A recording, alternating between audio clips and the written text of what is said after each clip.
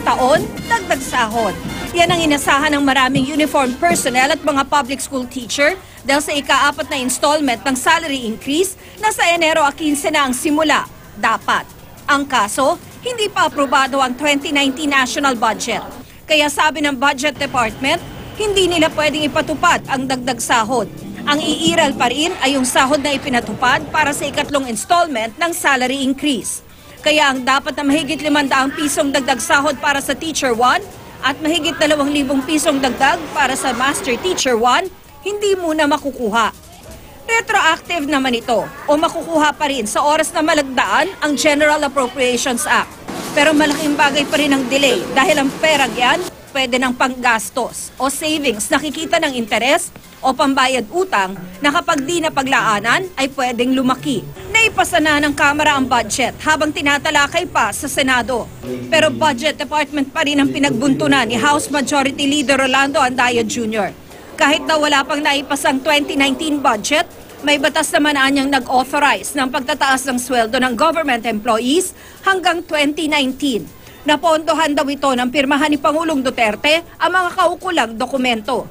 Sabi pa ni Andaya, kung galit si DBM Secretary Benjamin Diokno sa Kamara dahil sa ginagawa nilang investigasyon laban sa kanya at kanyang pamilya, wag na raw idamay ang mga empleyado ng gobyerno.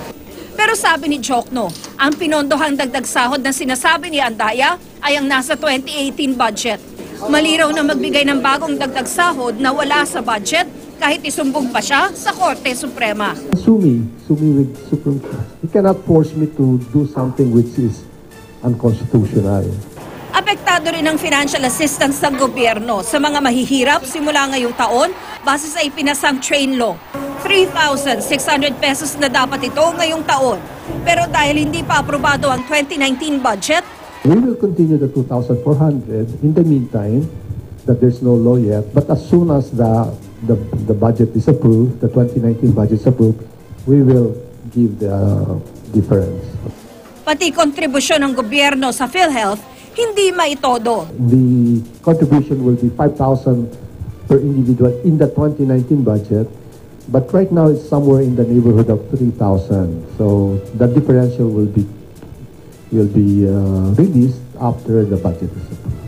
Wala rin muna mga bagong proyekto ang gobyerno habang reenacted ang budget. At kahit maaprubahan na ng Kongreso ang 2019 budget, hindi pa ito agad mapipirmahan ng Pangulo dahil susuriin pa ng DBM ang kada linya ng panukala at ikukumpara sa bersyong isinumite ng DBM sa Kamara.